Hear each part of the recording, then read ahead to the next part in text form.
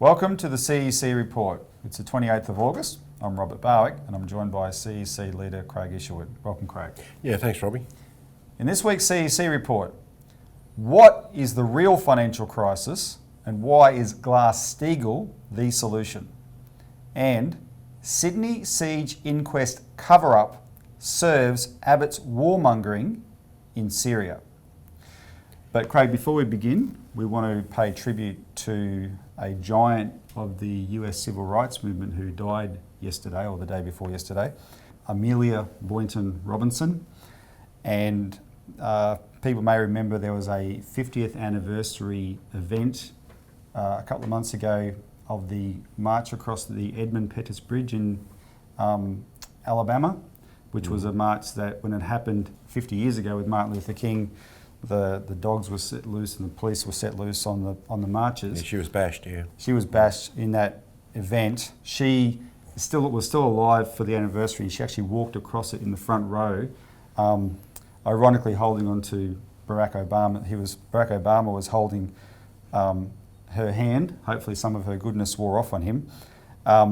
But she was a true giant of the civil rights movement in the United States, but also of humanity. And we had the pleasure of knowing her. Yeah, a few years ago, Robbie, I think it might have been about 2007, 2008, thereabouts.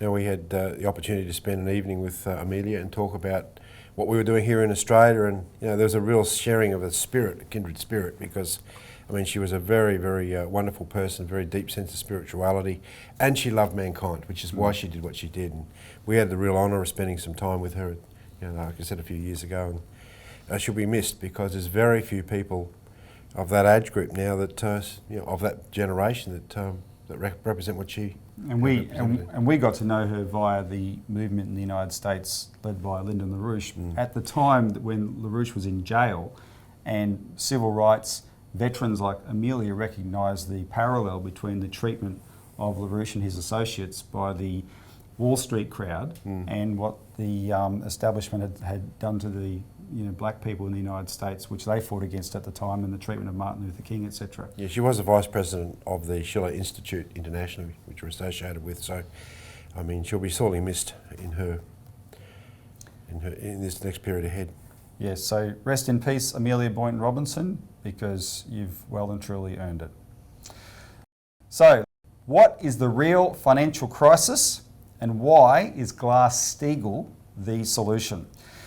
Now, Craig, I just want to make a sort of a program announcement before we start this, because it relates to this subject. And that is that when you have an event like this week, this week the stock markets have been out of control. In fact, when we recorded the show last Friday, we record on Friday mornings. When we recorded the show last Friday, we had no idea that night on the New York Stock Exchange it would fall 1,000 points. Some ridiculous amount, right? And of course, then you had all Monday, Tuesday, just big crashes in China and around the world, and the viewers would know that.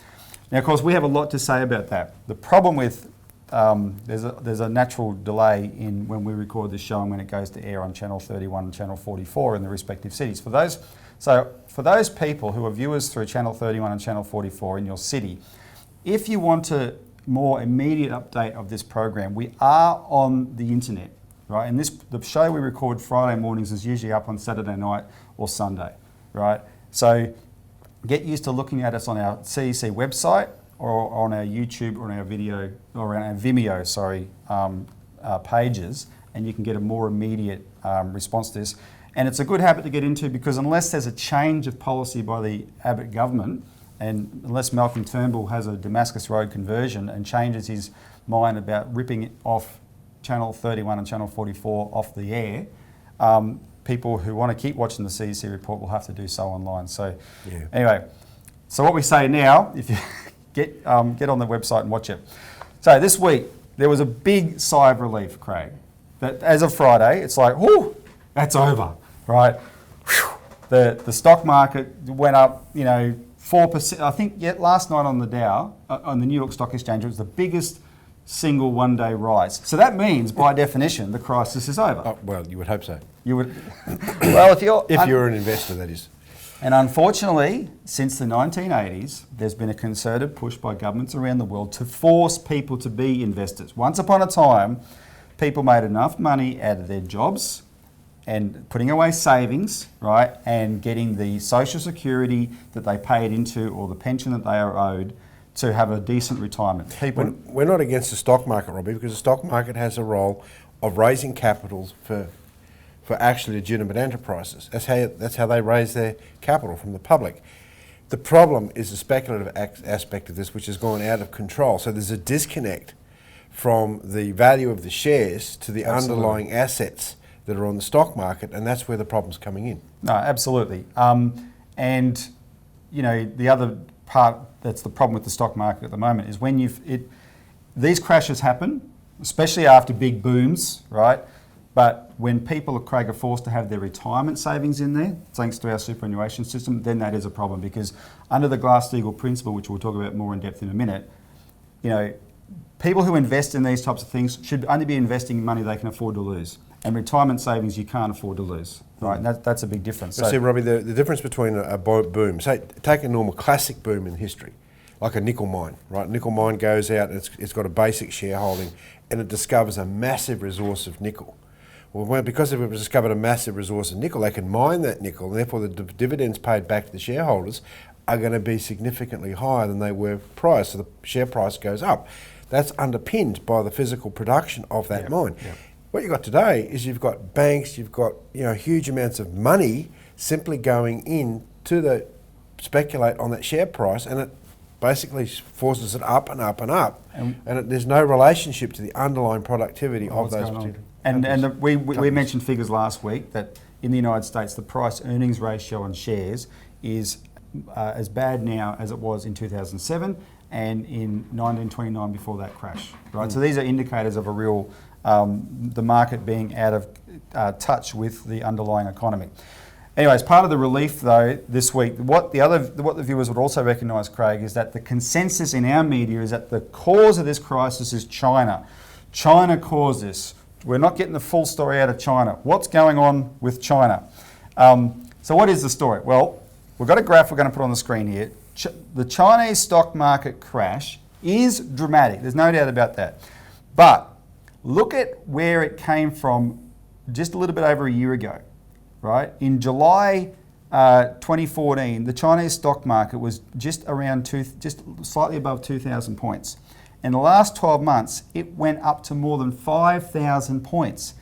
Now, by anyone's measure, Craig, that is crazy and was always going to crash. And in fact, the crash we've seen is only half so far of what it grew in that 12-month period. It isn't even down to the period it was 12 months ago, right? So that is, that's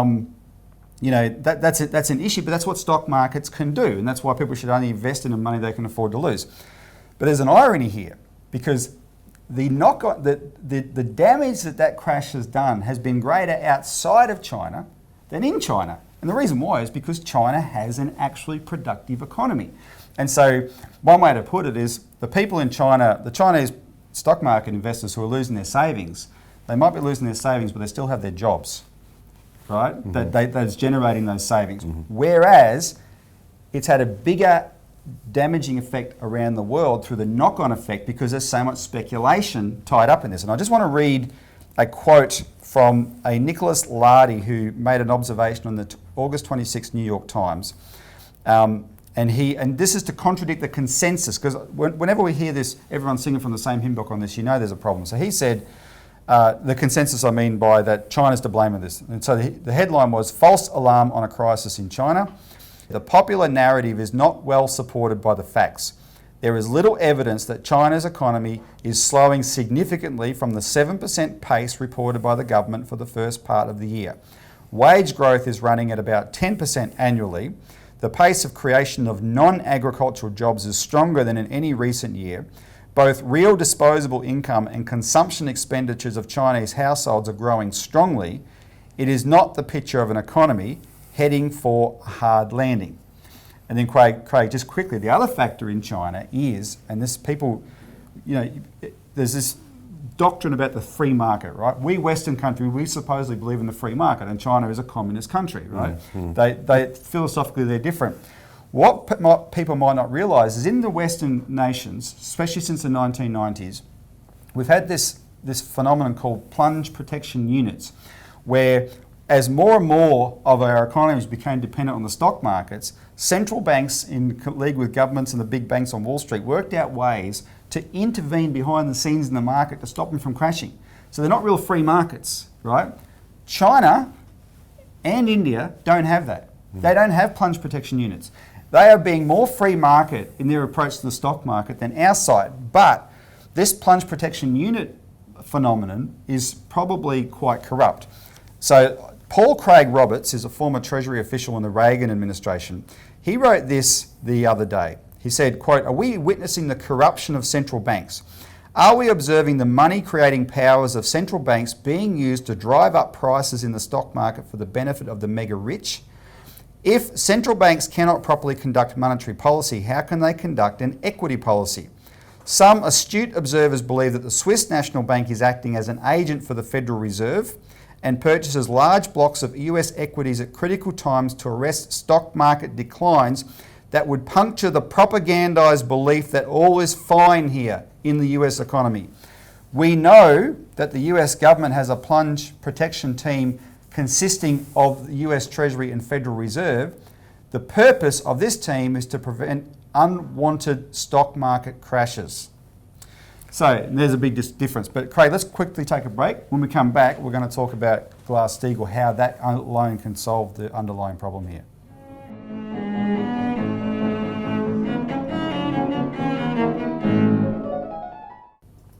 Welcome back to the CEC Report, where we're talking about what is the real financial crisis and why is Glass-Steagall the only solution. And before the break, we just put to bed this myth that has been pumped into by the Australian media and Western media that China is the cause of all this. There's a bigger problem. Now, if people, Craig, stop focusing on the stock market per se, because the stock market is actually the last indicator of an economy, right? We put out a press release this week that actually gave economic indicators that are far more alarming than the stock market and show we're in the same period that we were in 2007, 2008 in the lead up to that crash. Those are the commodities index is down to the levels it was in the 1998 financial crisis, right?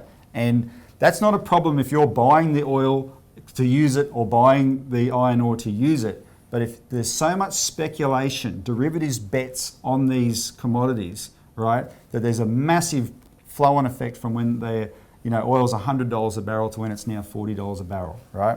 So that's one. Global shipping rates. We're in a globalised economy. Shipping keeps the world going. Global shipping rates are down 60% in 3 weeks.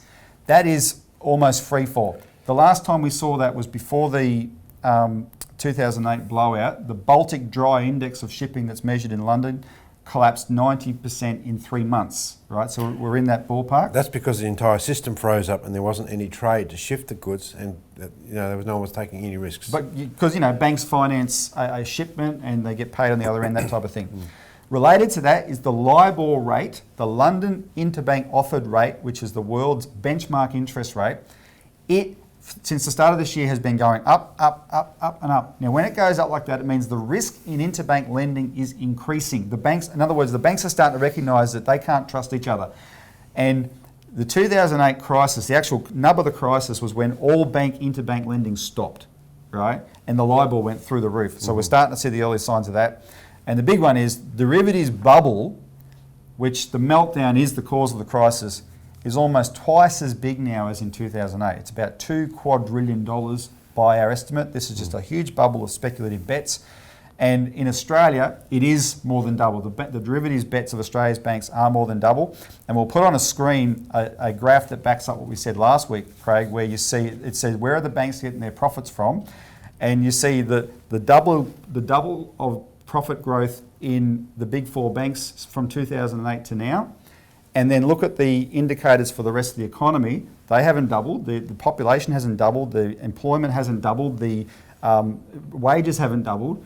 And the only thing that matches the derivative, the profit growth, is the bank's derivative gambling, right? But anyway, so those are the real parameters that tell you that whatever they can make the stock market do in one day is irrelevant compared to where the actual economy is going. This is a crisis that's underway. But let's talk about the solution, Glass-Steagall. And just to lead in, Craig, last week, West TV, one of the channels that we played on, They have a new show called Opinionated, which discussed the question of money, and I participated in that. And the host wondered if Glass-Steagall was really that successful. So because we have this show on their TV station, we get to sort of write a reply, and it'll benefit everybody else as well. So what do you say to that? Look, have a look at the historical graph that comes out of the post Roosevelt period, and look at how many bank crashes and the total stability there was. The graph says it all, right? Yep. Until this recent period. Over 5,000 before. In the 5 years before Glass-Steagall, and then nothing. That says it all. The point is that the issue here, Robbie, is what Joe Hockey said before the last global financial crisis, that government has no place or no role in the banking system. Yeah. Right. It's rather ironic that he is the biggest pusher for the Australian Asian Investment Bank, and that Australia is participating in that to the tune of $5 billion now. But see, this is the issue with Glass-Steagall. On the one hand, you have rampant deregulation, basically free trade of the banking system. On the other hand, you've got what Roosevelt did, which is Glass-Steagall. There's a rigorous regulation of the financial system such that you take the necessary banking system that we have for a commercial, for the economy. Which services the real economy. Yep. And you put it in such a way, you create a protection around that by legislation to prevent it from that part of the banking system, the commercial banking system, from being involved in speculation. That's the investment side, the merchant side, the insurance houses. All of that is broken out. All the risky stuff is kept away from it. Absolutely, yeah, that's right. And what makes it, one of the things that make it so rigorous, Craig, is that it's so simple. It's not a hard. It's not hard one at all to enforce. It's not a difficult thing. But this is where the crunch comes, and there would be a whole lot of other initiatives that will be necessary in our economy today, like debt moratoria, which we've talked about in the CEC a lot. How are you going to deal with the overpriced housing sector? This is part and parcel of speculation, as we know. This is the way the banks have been keeping themselves afloat, is through the increasing price of housing, increasing mortgages and so forth. So what you're talking about here is actual re-regulation of the banking system through Glass-Steagall. That means that the money that's been coming and flowing, straight through the system into the stock market would cease, and you'd go back to a system where you can have 20, 25, 30 years of investment and not this insane speculation that just sees the money come and go like it evaporate. And that long-term investment that you talk about, that's what creates real economic growth. Yeah, well, with the Glass-Steagall, it comes in hand with the establishment of a national bank to create enormous amounts of credit that is then spent into the physical economy, building roads, railway systems, dams, all sorts of infrastructure, which creates meaningful jobs and really stimulates the physical economy. Yeah, and people can look at the press release I'm referring to from this week on that, and also what we did last week on people's quantitative easing. All right, we'll have to leave it on that. When we come back, we're going to talk about the Sydney Siege Inquest and Abbott's plans for war in Syria.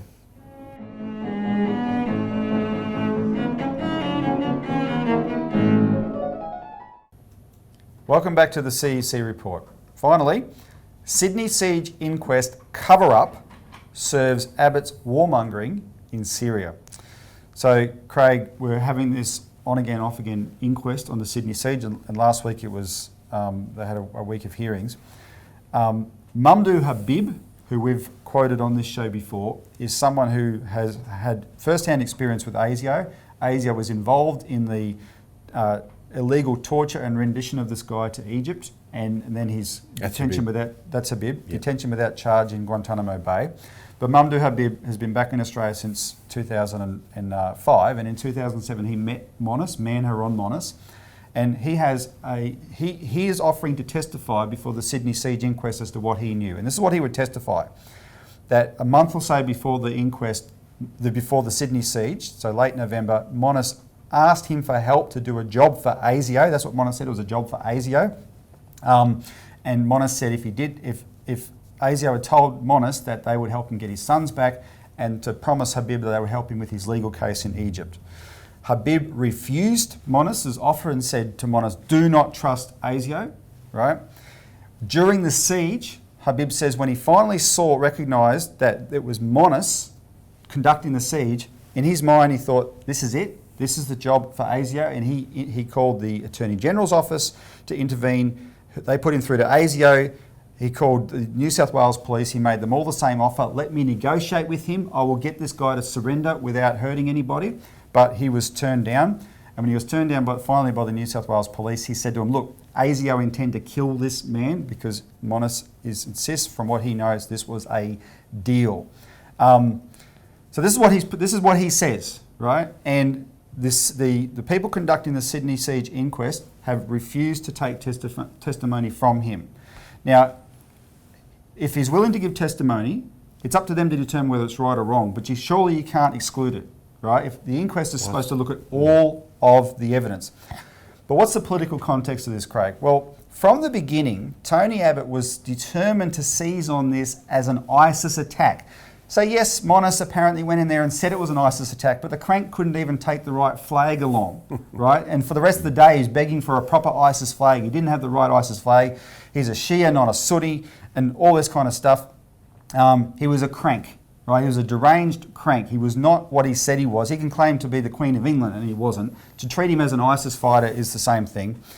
It turns out, we now know from this week, Craig, that one of a New South Wales policeman who knew Monis called the police at the actual scene to tell them, to emphasise to them that he was a dangerous sex offender and had been involved in a murder. And that, to me, sounds like they're trying to make sure that the police were trigger happy, right? I'll just make a comment about that. Problem with them saying that to the New South Wales police handling it is there's an ASIO file on Monis, there's hundreds of thousands of pages thick, and when you read what they're prepared to reveal about it, they say that the reason they ignored the 18 phone calls before the siege, a few days before the siege, complaining about Monis, is because they said Monis was harmless, right? So there's a contradiction there. But if Abbott gets to say it's ISIS, that justifies us taking international action against ISIS. At whose request? The United States. So that's the issue this week, Craig. Abbott is now pushing Australia to participate in bombing ISIS. We don't have much time. Just explain quickly how Syria, ISIS in Syria, bombing them is a big deal because Syria is actually a proxy for Russia, right? Yeah, well, the idea, Robbie, is that we can go into Syria and bomb ISIS inside Syria without any regard to Syria's sovereignty. This is going to cause a response from Syria, and therefore there'll be an escalation whereby we're actually bombing the Syrian Air Force. And just quickly, listen to this US Defense Intelligence Agency head explaining how the US knew they were setting up ISIS in Syria. Let's just be clear, just for the sake of our viewers. In 2012, your agency was saying, quote, the Salafists, the Muslim Brotherhood and Al-Qaeda in Iraq are the major forces driving the insurgency in Syria. Mm-hmm. In 2012, the US was helping coordinate arms transfers to those same groups. Why did you not stop that if you're worried about the rise of quote-unquote Islamic extremism? I mean, I hate to say it's not my job, but my job was to ensure that the accuracy of our intelligence that was being presented was as good as it could be. And I will tell you, it goes before 2012. I mean, when we were in Iraq, and we still had decisions to be made before there was a decision to pull out of Iraq in 2011. I mean, it was very clear what we were going to face. Well, I admire your frankness on this subject. Very clear what we were going to face. Let me just, before we move on, just to clarify once more. You are basically saying that even in government at the time, you knew those groups were around, you saw this analysis, and you were arguing against it. But who wasn't listening? I think the administration. The administration turned a blind eye to your analysis. I don't know if they turned a blind eye. I think it was a decision. I think it was a willful decision. So they knew, Craig, they were setting up ISIS. This whole thing is premised on a fraud. That's the key thing here, but it has big implications if Abbott gets to go ahead with America bombing Syria. But we're out of time, so thanks for tuning in this week. Tune in next week for more of the CEC Report.